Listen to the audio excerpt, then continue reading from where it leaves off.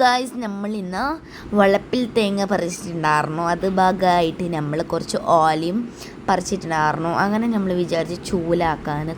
അപ്പം നമ്മളെ വീട്ടിൽ ചൂല് കുറവായതുകൊണ്ട് നമ്മൾ വിചാരിച്ചു ഏതായാലും ചൂലാക്കാൻ ഇറങ്ങാന്ന്. അങ്ങനെ ഞാൻ വെറുതെ വീഡിയോ എടുത്തതാണ്. എല്ലാവർക്കും ചൂലാക്കാനെല്ലാം അറിയും എനിക്ക് തോന്നുന്നു. നമ്മളെ നാട്ടിൽ ചൂലിനെ പറയാൻ മാച്ചി എന്നാണ്. നിങ്ങളെ നാട്ടിൽ എന്താ പറയാമെന്നൊന്ന് കമൻറ്റ് ചെയ്യണം. അങ്ങനെ നമ്മൾ തേങ്ങ പറിച്ചിട്ട് 2-3 ദിവസം കഴിഞ്ഞിട്ടാണ് കേട്ടോ ഈ മാച്ചി ഉണ്ടാക്കാൻ ഇറങ്ങുന്നത്. അപ്പം നമ്മൾ ഒരു 2-3 ദിവസം ആയിട്ടുണ്ടാവും ഇത് പറിച്ചിട്ട്. അപ്പം നമ്മൾ വിചാരിച്ചു നമ്മളെ മടിക്കാരണം വൈപ്പിച്ചതാണ്. അപ്പോൾ കുറച്ചത് ഒരു ഇതായിട്ടുണ്ട് കേട്ടോ. പച്ചോല നല്ല ഒരു കറുത്ത ഓലയായിട്ട് മാറിയിട്ടുണ്ട് കേട്ടോ. ബ്രൗൺ കളറായിട്ടുണ്ടാവും.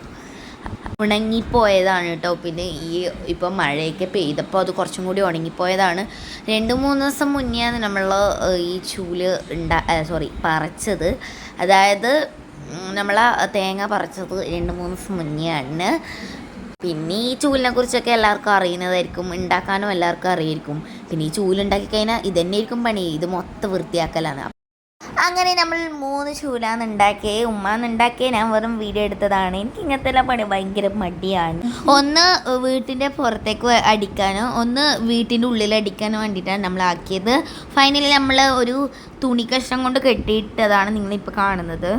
മലയാളികൾക്കൊക്കെ ചൂലുണ്ടാക്കാൻ അറിയായിരിക്കും. ബട്ട് എൻ്റെ വീഡിയോ സായിപ്പന്മാരായിട്ട് കാണുന്നുണ്ടെങ്കിലോ, അപ്പം അവർക്കും കൂടി ഒന്ന് കാണിക്കാൻ വെച്ചിട്ടാണ് ഞാൻ ഈ വീഡിയോ എടുത്തത് കേട്ടോ.